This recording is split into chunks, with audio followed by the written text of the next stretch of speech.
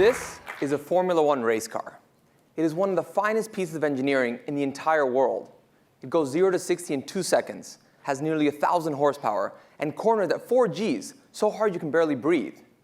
But it's not just a fine piece of engineering. It's also incredibly exciting. So exciting that tens of millions of fans around the world gather around every week and watch this race around the track. I myself, as a 10-year-old boy, was one of those fans. And it ended up inspiring me to study engineering, to try and figure out how does that work? Why does it go so fast? What is it made out of? And throughout my course of engineering at Dartmouth College in graduate school and undergraduate, I found myself leading a race car team, building a car like this, and studying equations like we see here about the vehicle dynamics, the suspension geometry required to achieve that. Understanding how to make a part of steel tubing incredibly strong so it wouldn't break because we're building a race car, but also incredibly light because we're building a race car. And I spent night after night getting deep into these formulas. But it was all exciting and worth it because we were building a race car. Now imagine if my parents had forced me to memorize this equation of angular momentum and torque and how they relate before allowing me to watch a Formula One race. Now it seems funny and crazy, but that's exactly what we're doing in education. We're forcing students to memorize seemingly irrelevant and mundane and boring details before allowing them to see the beauty and excitement intrinsic to every subject that they're about to study. And this is backwards. So why are we doing it this way? Well, it's not because we don't care. The fact in education is that education is created by experts. And experts suffer from the curse of knowledge.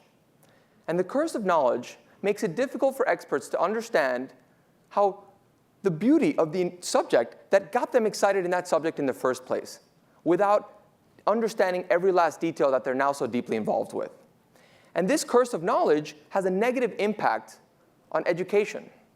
Carl Wyman notes that well-intentioned physicists are achieving poor educational results because the curse of knowledge makes it very difficult for them to understand how physics is best understood by the novice student.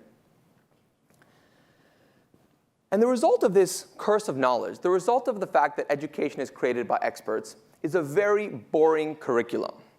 We start with details, and we bore students and make them memorize, again, seemingly irrelevant facts because they have no context for those facts and figures and dates. And then we try and force them to get into some more advanced and intermediate topics and try and force them down this learning path that we think is right. And then, if we haven't bored them to death, they get to see and appreciate some of the big ideas that make each subject so exciting. And what we need to do is flip this entire curriculum. And we need to start with the big ideas. Because when you start with big ideas, you do 2 incredible things. One, you give students a great context and relevance and meaning for the subject they're about to study. And you also create inspiration and motivation, the type that inspired me to study engineering. And then, when you have this context and motivation, you're able to create a natural and a not forced learning path. Because that excitement, that motivation, leads you to ask questions. How and why? And then, by answering those questions, you get to organically build a very deep knowledge and a deep expertise that's required in any particular field. Because you need to understand the formulas to make sure that car doesn't break, yet goes as fast as possible. Now, this idea of inverting the curriculum is broader than just a classroom. Yet we have seen research that shows that it works on a classroom setting. For example, a study at the Stanford Graduate School of Education took 2 groups of undergraduate students studying neuroscience. And in one, they did the traditional method of reading a text, then doing an exercise, and then taking a test. And in another group, they let them start with a hands-on exercise about what they were about to learn. And what they found was that the group that started with some context, some motivation, some exploration, performed 25 to 30% better. Now again, this is on a classroom setting, and what I'm talking about is taking the underlying ideas that make this effective and applying that to the entire curriculum on a year or multi-year approach. Let's take biology, for example. Many of us in this room probably took introductory biology in high school or college. And you may remember a diagram like this, a eukaryotic cell. And you should remember it because it dominates the first few chapters of any biology textbook. And you look at this scary-looking diagram with words you can hardly pronounce, and you may think to yourself, what the hell is a rough endoplasmic reticulum? And why should I care? Well, a group of biology professors at Grinnell College had that same frustration.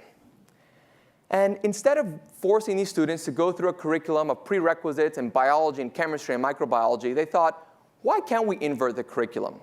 What happens if we give students a glimpse of how beautiful biology really is?